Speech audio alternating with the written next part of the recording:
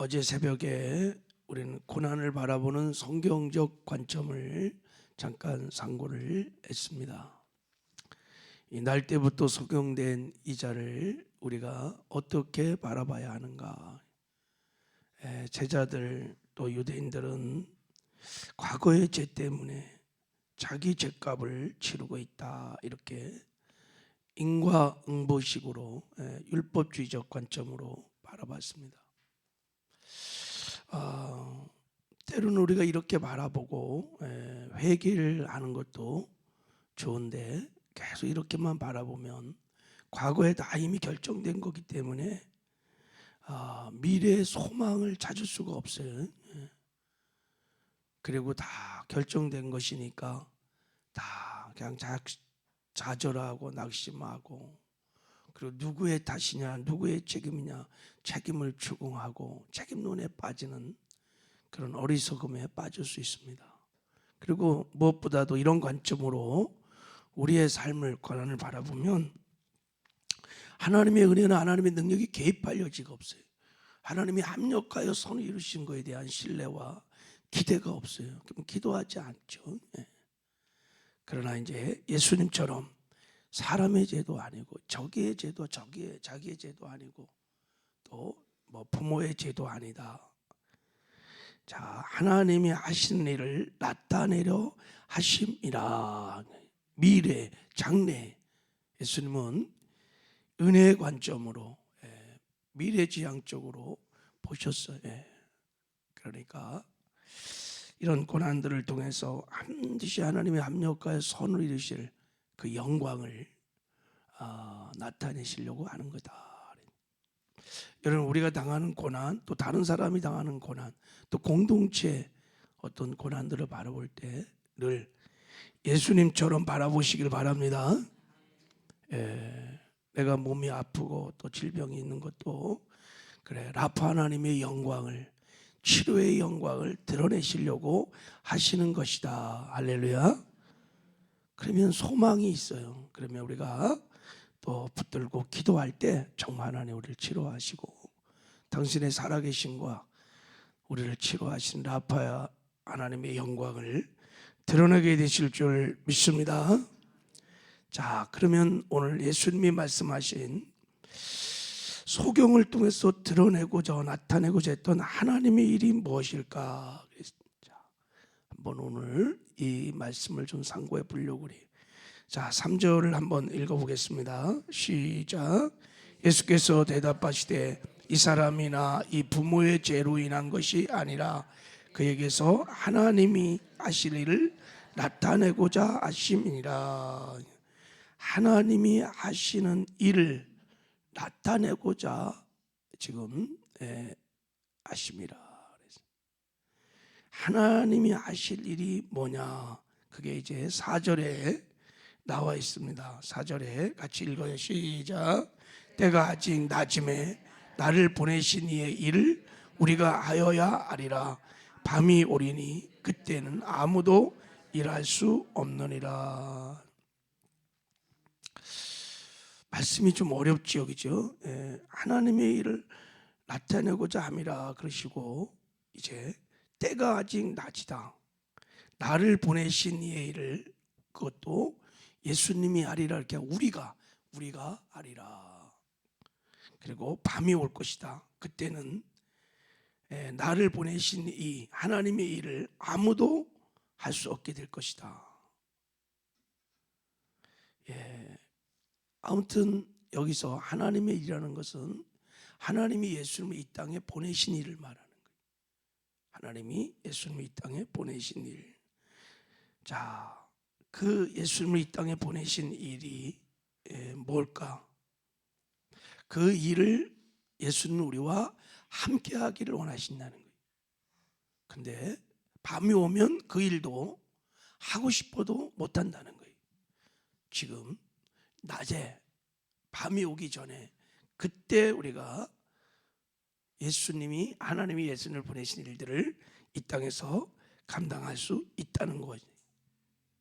자, 그러면 하나님이 예수님을 이 땅에 보내신 목적이 뭘까? 자, 그게 우리 요한복음에서 찾아보면 요한복음 6장 38절 39절을 한번 보겠습니다. 자, 우리 한번 앞으로 넘어가 봐요. 자, 38절 6장 38절 39절을 한번 읽어보겠습니다. 시작. 내가 하늘에서 내려온 것은 내 뜻을 행하려 함이 아니요 나를 보내신 이의 뜻을 행하려 함이니라. 나를 보내신 이의 뜻은 내게 주신 자 중에 내가 하나도 잃어버리지 아니하고 마지막 날에 다시 살리는 이것이니라. 예수님은 내 뜻을 행하려 온 것이 아니라 아버지 뜻을 행하려 왔다는 거예요. 아버지 뜻은 뭐예요? 아버지께서 나에게 주신 자를 하나도 잃어버리지 않냐고 다 살리는 거예요. 그러니까 자, 하나님께서 창세전에 택한 백성들이 있다는 거예요. 구원하기로 작정한 영혼들이 있다는 거예요. 예수님은 그들을 구원하여 살리려고 이 땅에 오셨다는 거예요. 이게 아버지의 일입니다. 네, 하나님이 나를 이 땅에 보내신 일입니다. 그런데 자, 요한복음 8장 12절에 보면 예수 그리스도 대답하여 이르시되 나는 세상의 빛이니 나를 따르는 자는 어둠에 다니지 않고 생명의 빛을 얻으리라 그랬어요. 그러니까 하나님이 택한 백성들이 지금 어떤 상태에 있냐면 영적으로 세상의 어둠, 세상은 어둠인데 그 어두운 세상 속에 영적으로 다 소경이라는 거예요. 소경. 다 소경들이라는 거예요. 그래서 하나님을 보지 못해. 하나님의 나라를 보지 못한다는 거예요. 바로 나는 그런 어두운 세상에 소경된 택한 백성들을 다 구원하여 그들의 눈을 띄우고 하나님의 나라를 볼 수 있도록, 하나님을 볼 수 있도록, 그들이 거듭나게 할 수 있도록 그들을 살리기 위해서 이 땅에 오셨다는 것입니다. 할렐루야. 지금 그 말씀하는 거예요. 바로 이제 내가 이 소경을 치료함으로 바로 이런 하나님의 일을 내가 드러내려고 하는 것이다 라고 지금 말씀을 하는 것입니다. 할렐루야. 나는 이 일을 하기 위해서 왔다는 거예요. 소경을 통해서 지금 이것을 내가 보여주려고 하는 거예요. 모든 사람들은 다 어둠 속에 있다. 세상이라는 어둠, 죄악의 어둠 속에, 진리의 무지 어둠 속에 있고 다 그들은 영적으로 소경이다. 소경. 그들이 구원받지 못하면, 거듭나지 못하면 하나님 나라를 볼 수 없다. 하나님 나라에 들어갈 수 없다. 바로 나는 그런 소경된 저들의 눈을 띄워주기 위해서 육신의 눈만 아니라 영혼의 눈을, 그래서 나는 생명의 빛으로 왔다고 지금 말씀을 하는 것입니다. 할렐루야. 여러분, 이런 면에서 우리도 다 영적인 소경들이었습니다. 어둠의 자식들이었습니다. 죄와 어둠 속에서 마귀에 다 잡혀서 종노타는 사망의 자식들, 마귀의 자녀인데 예수님께서 지금 소경을 고쳐주신 것처럼 우리에게 오셔서 어둠 속에 있었던 저와 여러분들을 다 치료하시고 구원하시고 거듭나게 하셔서 우리가 다 빛 대신 하나님께로 돌아오게 된 줄 믿습니다. 우리를 눈을 열어준 것뿐만 아니라 생명의 빛 대신 주님이 직접 우리 안에 오셔서 이제 우리와 함께 하시는, 우리가 여러분 세상의 빛이 되었습니다. 자, 마태복음 5장에 보면 너희는 세상의 빛이라 이렇게 말해요. 이같이 너희 빛이 사람 앞에 비추게 하여 그들로 너희의 착한 행실을 보고 하늘에 계신 너희 아버지께 영광을 돌리게 하라 그랬어요. 이제는 우리가 세상에 보내심을 받은 세상의 빛이라는 거예요. 할렐루야. 그래서 실로암, 자 거기 6절을 한번 읽어봐요. 5절부터 시작. 내가 세상에 있는 동안에 세상의 빛이로라. 이 말씀을 하시고 땅에 침을 뱉어 진흙을 이겨 그의 눈에 바르시고 이르시되 실로암 못에 가서 씻으라 하시니 실로암을 번역하면 보내심을 받았다는 뜻이라. 이에 가서 씻고 밝은 눈으로 왔더라 그랬어. 내가 세상에 있는 동안에는 세상의 빛이야. 근데 예수님이 이제 하늘로 가시면 이 세상의 빛은 누가 세상의 빛일까요? 교회가, 저와 여러분들이 세상의 빛이라는 거예요. 그리고 우리가 실로암, 이 어두운 세상에 저 영적 소경들을 하나님께로 인도하라고 보내심을 받은 저와 여러분들이 교회가 실로암인 것을 믿으시기 바랍니다. 그 얘기를 하시는 거예요. 우리가 다 세상에 보내심을 받은 실로암, 영적 소경들을 하나님께로 인도해가는 실로암, 보내심을 받은 자라는 것을 말씀하고 있는 것입니다. 이제 곧 역사의 어둠이, 또 개인의 어둠이 올 겁니다. 개인의 어둠은 죽음이요, 역사의 어둠은 예수님의 재림입니다. 어둠이 오면 우리는 이 사명을 감당하지 못할 거예요. 그러나 어둠이 오기 전까지 우리가 실로암의 이 사명을 잘 감당해야 될 줄 믿습니다. 우리가 세상의 빛이야. 내가 어두운 세상에 보내심을 받은 자들, 영적인 소경들을 하나님께로 인도하는 복된 사명을 우리가 받은 줄 믿습니다. 제가 하나님께 이렇게 계시로 받은 말씀들이 여러 말씀들이 있어요. 여러분도 있죠, 그죠? 이 요한복음 이 9장 이 3절 말씀은 제가 계시로 받은 말씀입니다. 제가 여러 번 간증을 좀 했는데, 제가 어느 날 예배를 드리고 와서 아마 대학 4학년쯤 된 것 같아요. 제가 꿈을 꿨습니다. 잠을 자다가 꿈을 꿨는데 정말 잊지 못할 꿈을 꿨어요. 제가 월악산에 살았는데, 이렇게 월악산에 보면 엄마가 밭에서 이렇게 농사를 짓다 보면은 막 비가 이렇게 내릴 때 저 월악산 끝에 검은 구름이 막 꽉 밀리면서 오면 우리 어머니가 늘 그래요. 야, 비 온다, 빨리 내려가자. 그러면 여지없이 비가 막 쏟아져요. 그런 것처럼 제가 꿈을 꾸는데 커다란 검은 물체 같은 게 저 끝에서 막 이렇게 밀려오는 것을 제가 꿈이에요. 이렇게 봤어요. 근데 얼마나 그게 큰지, 그 어둠의 두께가, 넓이가 막 엄청나게 큰 거예요.